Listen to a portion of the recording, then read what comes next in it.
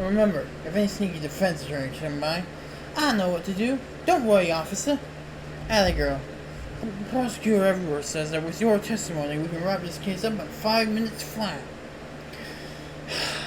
Edgeworth, huh? Can't worry about that now. I've got to find it. Whoa. Well, hello there, handsome. April May, at your service. I seem to be popular today.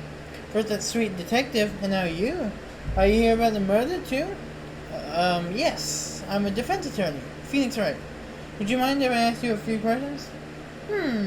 Well, as a witness, I'm not supposed to talk about it. But you're such a cutie that I just might have to break the rules. Just give me a minute to go freshen up. Huh. Looks like someone is staying with her? I guess this is where she... Huh? A wiretap? Now why would this witness have... Alright, Mr. Attorney, I'm ready for you... Naughty, sneaking around my room. If you got something you want to know, you should just ask it from my face. Miss May, is there someone else staying here with you? So what if there is? I don't see how that's your business. But he would have been the witness too. Unless... I changed my mind. I don't have time for nosy men. But out! Fine. Court is now in session for the trial of Miss Maya Fey. Prosecutor Edgeworth, your opening statement? Yes, Your Honor. This is an open and shut case. The defendant, Maya Fey, murdered her sister in cold blood, and there is both evidence and an eyewitness to confirm this. There is no room for doubt. If it pleases the court, the prosecution would now like to call its first witness, the detective who first arrived at the scene.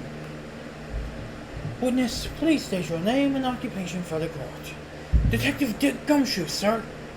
If you would indulge us with the details of the incident. The victim was found near the window, dead from a single blow to the head. The murder weapon was a statue called, the Clinker.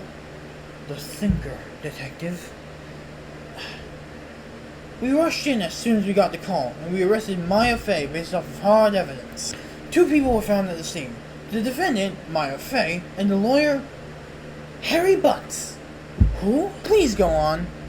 I immediately arrested Maya Fey based on eyewitness testimony that captured the very moment of the crime. Plus, while looking over the crime scene, I found a memo with the defendant's name on it, written in the victim's blood. Detective, just because you found a note next to the body doesn't mean that the victim wrote it. So, who did, pal? Well, it could have been me. You did it? No, I'm just saying that it could have been me. Can you prove it wasn't me? So, Mr. Wright, can you retake this as a confession? This is a court of law, Mr. Wright, not an elementary school playground. Difficult though it may be for you, try to remain when making thoughtless statements. Detective, what proof is there that the blood is the victim's? Well, first they take the hemoglobins, which, is connected to the leg bone. Look, it's science, pal! They science it real good! Detective? Yes, sir? You can look forward to your next paycheck. You mean it, pal? No. Aww. So, anyway, the blood is the victim's, but Detective, how common is it for a victim to write the name of their killer? It's in the movies and crime shows all the time. Okay, can we focus on reality? Detective, what do you think the witness's opinion on the matter is irrelevant. What does matter is that the victim wrote the name of her killer before her death. The way I see it, the victim is the only one who couldn't have written it. This autopsy report clearly states she died instantaneously from a single blow. Mr. Wright, when did you get that autopsy report? Yesterday. Why? That autopsy report is outdated. A second autopsy was carried out at my request. Death was almost immediate from a single blow to the head, but it's possible the victim lived several minutes after being struck. So you see, it is entirely probable that the victim did indeed write the name of her killer. That is all. Bleh, bleh. Shocked, right? You look as if you have something to say.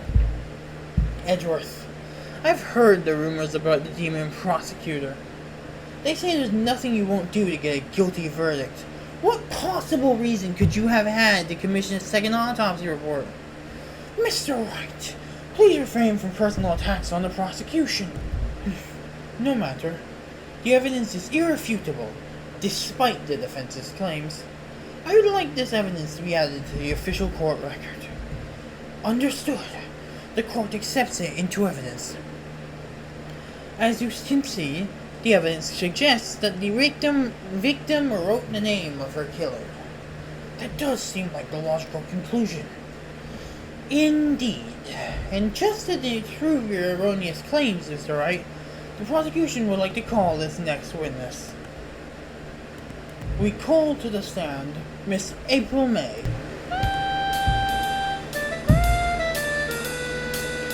April May here at your service.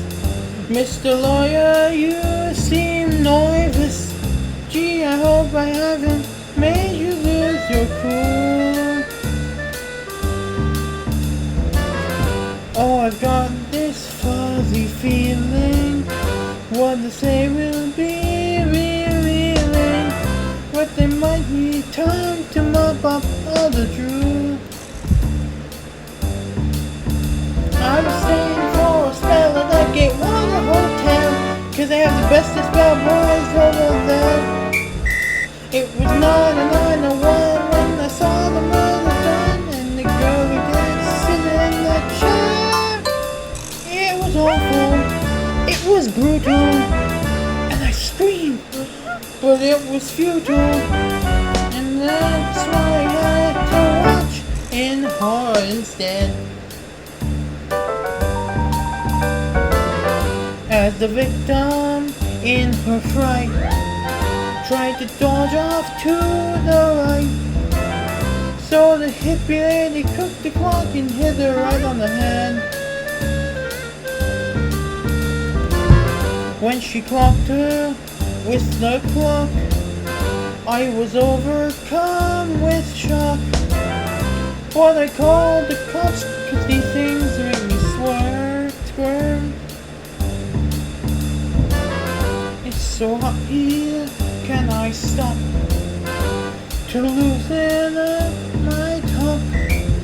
This testimony is very, very firm. Thanks, boys.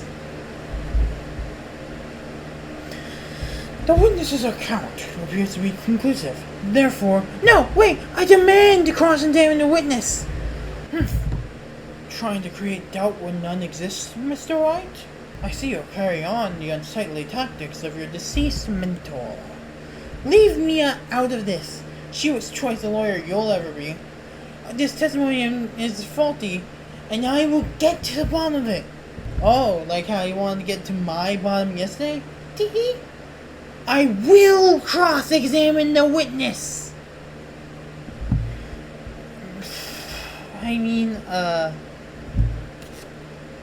Let's please talk about this a bit more, Miss Knight?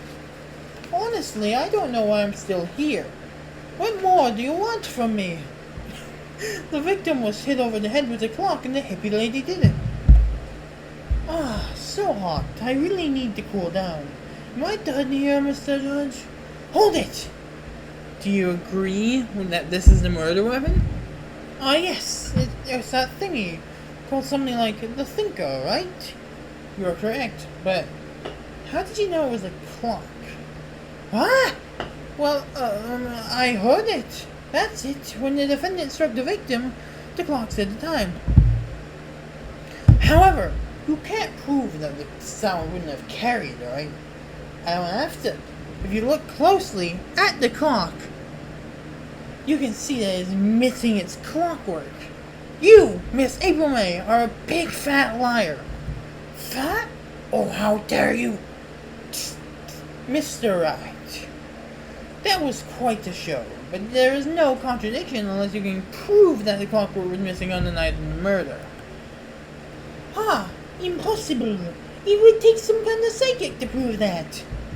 Interesting. I have to admire your spirit, Mr. Wright. In fact, I'll make you a deal. I'll let you parade around whatever evidence you claim could possibly prove the clockwork had already been removed on one condition. If your evidence does not sufficiently prove your claim, then you must accept a guilty verdict from my FA. What? You can't do that! You seem to forget, Mr. Wright, that clockwork or no clockwork, your present line of argument against Miss May makes no dispute of the fact that she saw my FA murder her sister with that statue. And we cannot allow the defense to further away the court's time on trivialities, now can we, Your Honor? Oh, no, I suppose we cannot. So you see, Mr. Wright, I would say my terms are rather generous.